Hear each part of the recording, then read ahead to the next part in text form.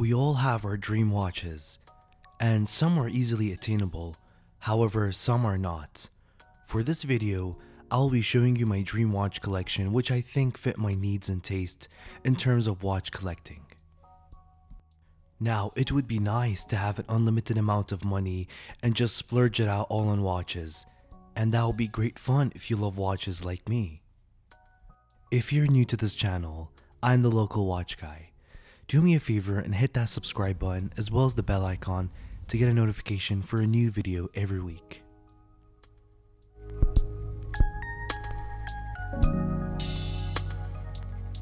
Alright, so the first watch on the list I'll add is the Patek Phillipe 5205R, and this to me is the most beautiful Patek.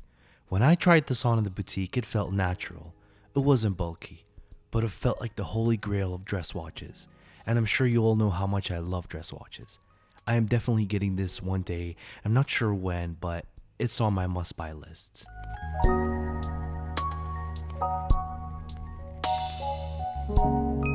Moving on to the second watch, it is the Omega SpeedMaster MoonWatch in sapphire crystal and not in hazelite, simply because I love an open case back, and I believe it's worth the extra price.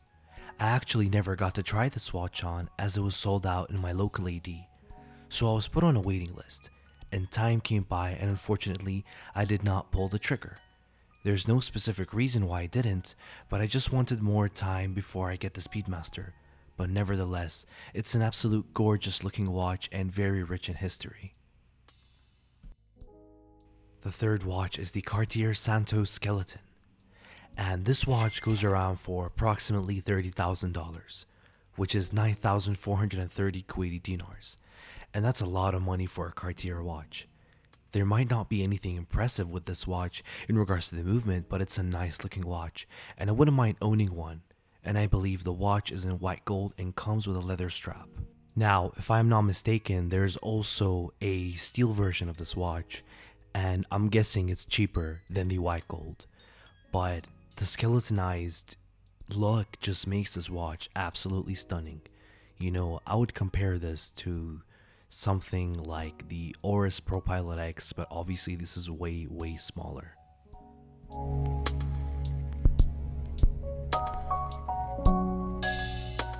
Watch number 4, and bear with me on this one, it is the Lange Söhne Rattrapante Perpetual Calendar, reference number 42148E in rose gold. Funny thing is about this watch is I never knew it even existed, until I visited the boutique and I fell in love with it at first sight. Now, I fell in love with the brand, let alone the watch. The finishing on this specific watch is just outstanding. But the price tag is really hefty at a whopping $210,000, which is even more than a brand new Mercedes E63S AMG. And I don't think I'll pull the trigger on this anytime soon, but it is definitely on my dream watch collection list.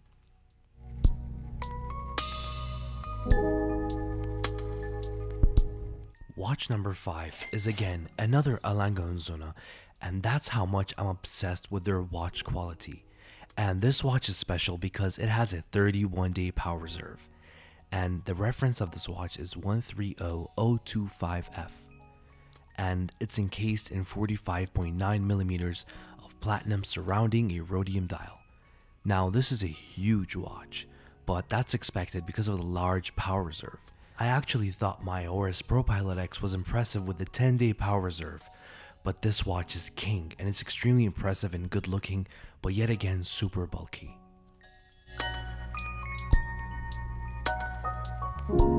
Watch number 6 is quite unique and different, but it is the Credor Eichi 2, and this watch not only has the spring drive movements, but the finishing on this watch is absolutely incredible. And my favorite feature is the power reserve indicator is actually located on the back of the watch. Now, this watch is $54,000, and the Grand Seiko boutique was nice enough to email me back with their catalog and prices. Now, this watch is in platinum with a porcelain dial and features a caliber 7R14, which is a high-end spring drive movement made for high-end Grand Seikos and Credor watches.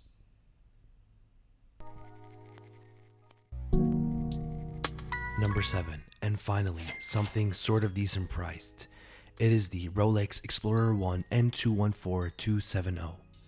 And ever since I saw this watch in 2018, I was quick to judge that it wasn't a good watch because it had no date function. But I was wrong and realized over the years that this watch is so subtle and simple that I wouldn't mind it being my daily.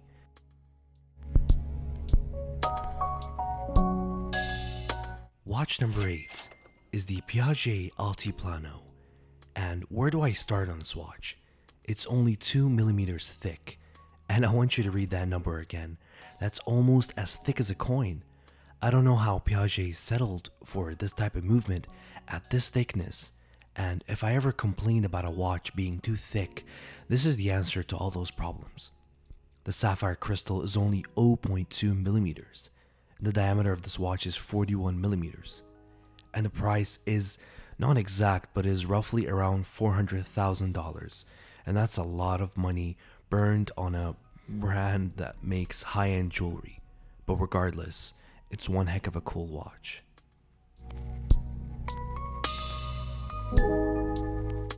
The Ressence Type 3, which is a limited release, and I absolutely love the fact it is an oil-filled watch at 44mm in diameter, and the unique digital looking dial will cost you around $42,000. A unique and stunning watch with innovative mechanical technology that I would not mind investing in.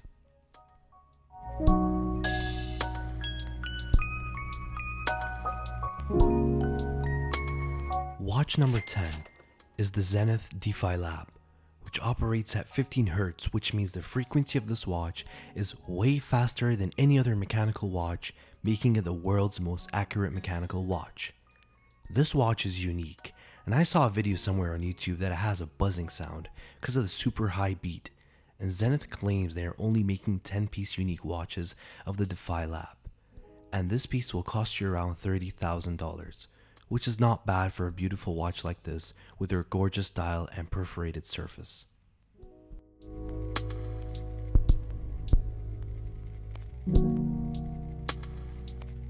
Next, we have the Tudor Black Bay 58, and I'm sure everyone in the watch community is familiar with this, and it is a must-have.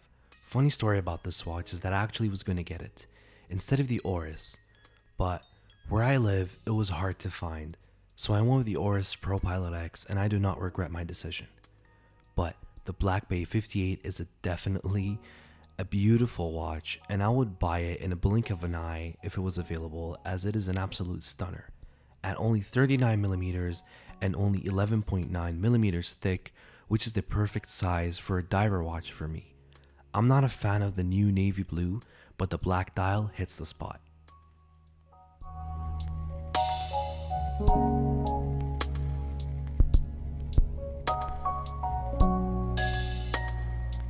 Last but not least, the Omega SpeedMaster MoonWatch Anniversary Limited Series Apollo 11. I'm not usually a fan of watches in full gold, but this Omega to me is the holiest of all Omegas. With a red accent on the dial and the see-through caseback makes this watch the center of attention. It's a chronograph as well, and it's expensive. I haven't seen one in the used market, but on Chrono24 they go between $41,000 to $48,000.